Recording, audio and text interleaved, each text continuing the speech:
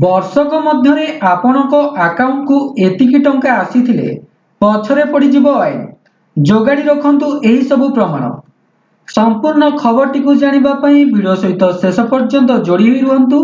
ଭଲ ପାଇବା ସ୍ୱରୂପ ଭିଡ଼ିଓଟିକୁ ଲାଇକ୍ ଆଉ ସେୟାର କରି ଚ୍ୟାନେଲଟିକୁ ସବସ୍କ୍ରାଇବ୍ କରିବାକୁ ଭୁଲନ୍ତୁ ନାହିଁ। ଆପଣଙ୍କ ସେଭିଂସ୍ ଆକାଉଣ୍ଟରେ ଅନେକ ସୀମାରୁ ଅଧିକ କ୍ୟାଶ୍ ଜମା ହେଉନାହିଁ ତ?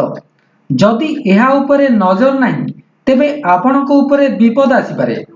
ବର୍ଷକ ମଧ୍ୟରେ 10 ଲକ୍ଷରୁ ଅଧିକ କ୍ୟାଶ୍ ଯେଉଁଦିନ ଆପଣଙ୍କ ସଞ୍ଚୟ ଖାତାରେ ଜମା ହୋଇଯିବ ସେହିଦିନ ଆପଣଙ୍କ ପଛରେ ଆଇନ ପଡ଼ିଯିବ। ଆପଣଙ୍କୁ ଇନକମ୍ ଟ୍ୟାକ୍ସ ଡିପାର୍ଟମେଣ୍ଟର ନୋଟିସ୍ ମିଳିଯିବ। ଏହାପରେ ଆପଣଙ୍କୁ ପ୍ରତି ପ୍ରଶ୍ନର ଉତ୍ତର ଦେବାକୁ ପଡ଼ିବ।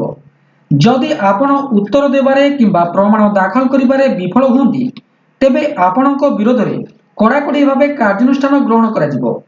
ଏନେଇ ଆପଣଙ୍କ ବ୍ୟାଙ୍କ ଖାତା ଫ୍ରିଜ୍ ହୋଇପାରେ ଏବଂ ଆପଣଙ୍କୁ ଜେଲ୍ ପଠାଯାଇପାରେ। ଏଥିପାଇଁ ଆପଣଙ୍କୁ ସତର୍କ ରହିବା ଆବଶ୍ୟକ। ଆପଣଙ୍କ ଆକାଉଣ୍ଟରେ କିଏ ଏବଂ କେତେବେଳେ ଟଙ୍କା ପଠାଉଛି ତାହା ଆପଣ ଜାଣିବା ନିହାତି ଆବଶ୍ୟକ। ଏହି ସମସ୍ତ ପ୍ରଶ୍ନର ଉତ୍ତର ଦେବା ସହ ଆପଣଙ୍କୁ ସମସ୍ତ ପ୍ରମାଣପତ୍ର ଦାଖଲ କରିବାକୁ ମଧ୍ୟ ପଡ଼ିବ। ଏଥିସହ ଏହା ଦେଖାଇବାକୁ ପଡ଼ିବ ଯେ ଏହି ସମସ୍ତ ପ୍ରମାଣପତ୍ର ଆପଣ ଇନକମ୍ ଟ୍ୟାକ୍ସକୁ ଦେଖାଇଛନ୍ତି କିମ୍ବା ଦେଖାଇବେ।